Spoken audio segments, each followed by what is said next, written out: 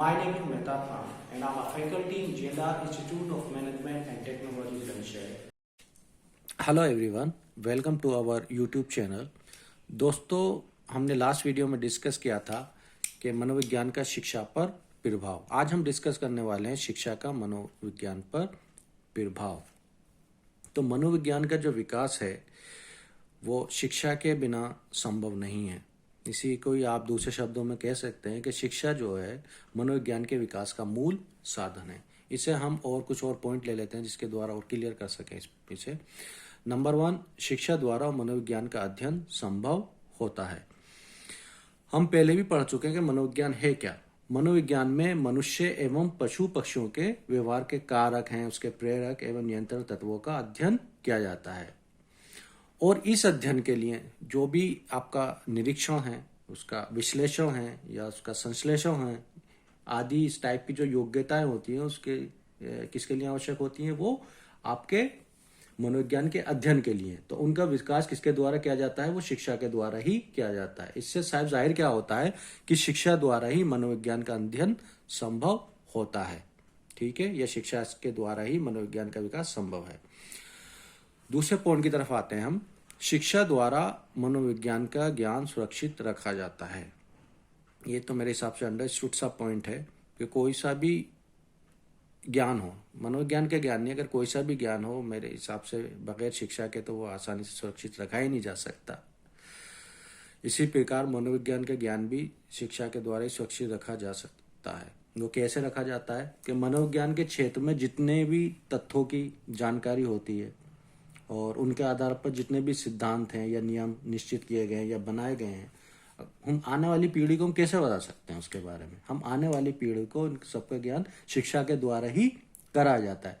यदि मनोविज्ञान विषय को शिक्षा की पाठ्यचर्या में स्थान अगर ना दिया जाए, अगर हम मनोविज्ञान विषय को अगर शिक्षा की पाठ्यचर्या में अगर उसको क्या नहीं दिया जाए, स्थान ना दें, तो फिर मनुष्य को इसका स्पष्ट ज्ञान कैसे हो सकता है।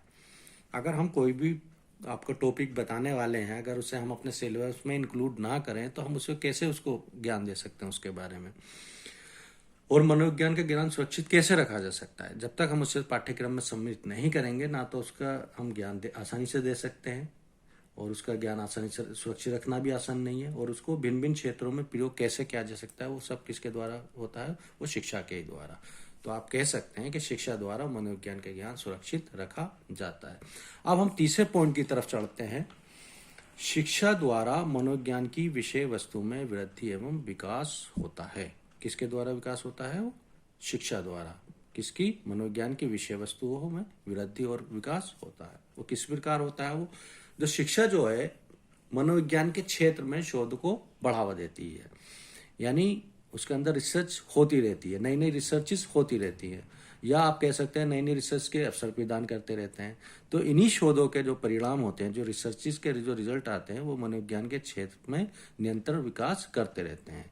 या आप कह सकते हैं कि इन्हीं शोधों के द्वारा ही मनोविज्ञान के क्षेत्र में निरंतर विकास हुआ है और उसकी विषय वस्तु एवं जो विषय सामग्री में भी वृद्धि होती रहती है। तो दोस्तों, ये शिक्षा का मनोप्रभाव जो था उसका टॉपिक तो यहीं कंप्लीट हो जाता है।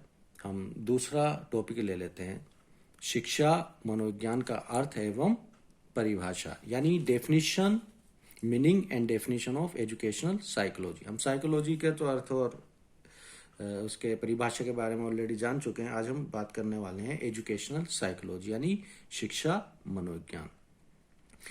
सामान्यतः जो है, इसके हम मेन डेफिनेशन पर आने से पहले इसके थोड़ा सा हम डिटेल में जान लेते हैं। सामान्यतः शिक्षा की जो समस्याओं को समझने, उनका समाधान करने में मनोविज्ञान सिद्धांत एवं नियमों के प्रयोग करने की विधा को क्या कहते हैं, हम शिक्षा मनोविज्ञान कहते हैं।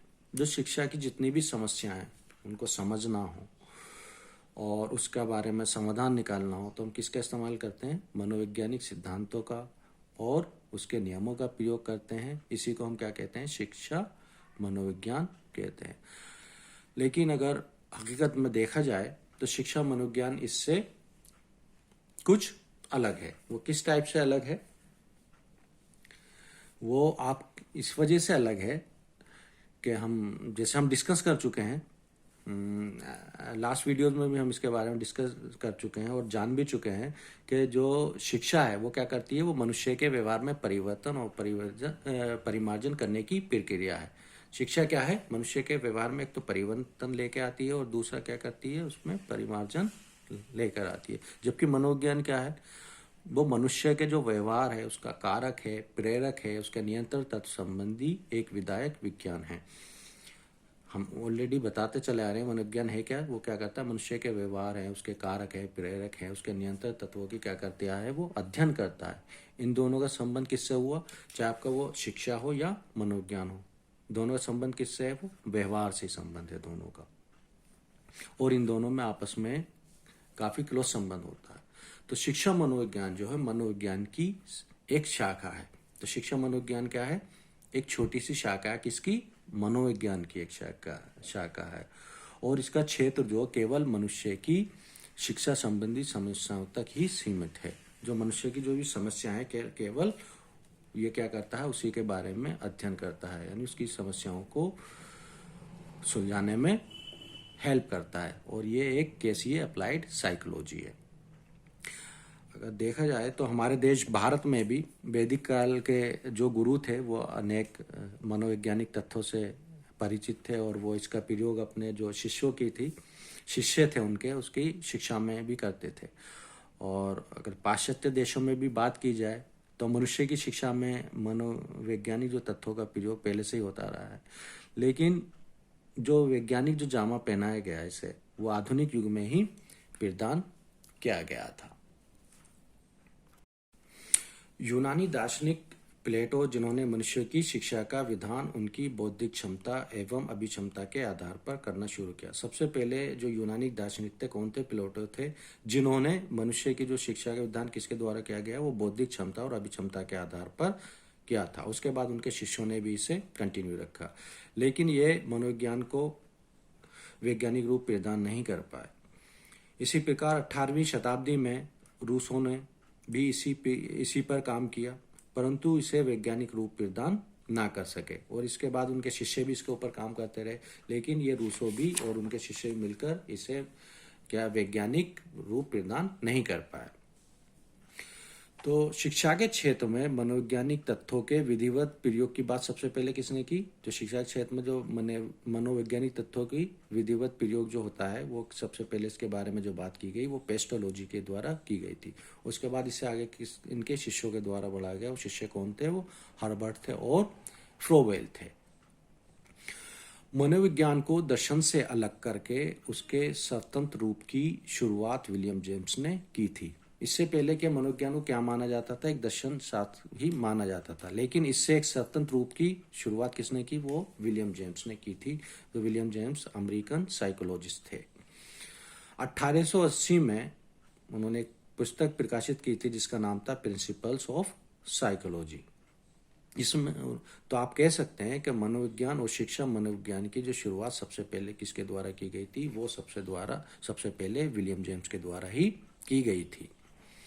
इसके बाद बहुत सारे साइकोलॉजिस्ट ने इसके ऊपर काम किया, चाहे वो बिने हों, फ्रोबेल हों, कोफा हों, वर्दीमर हों, इन सभी साइकोलॉजिस्ट ने मनोविज्ञान के ऊपर काम किया।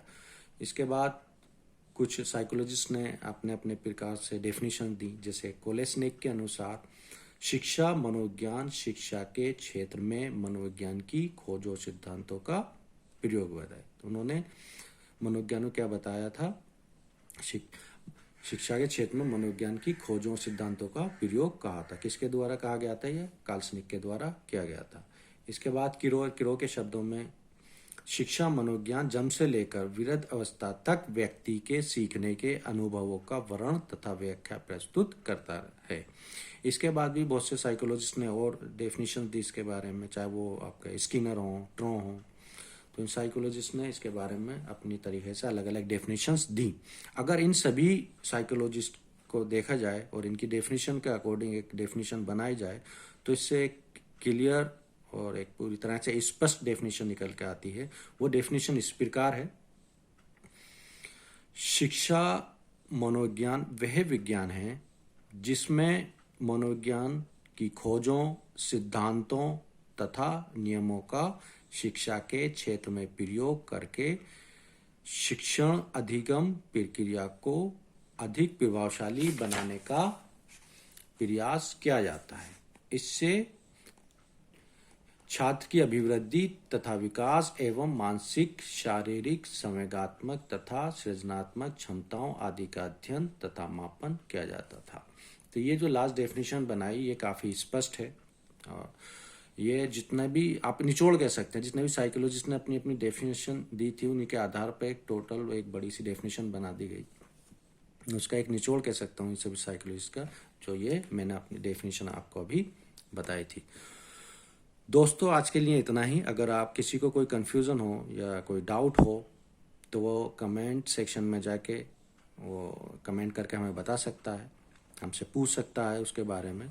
अगर आपको ये वीडियो पसंद आई हो इसे लाइक और शेयर करना ना भूलें और हमारे चैनल को सब्सक्राइब ज़रूर करें और बेल आइकन भी दबाएं ज़रूर, ताकि जो हमारे द्वारा अपलोड की गई वीडियोज़ आपको टाइमली मिल सके।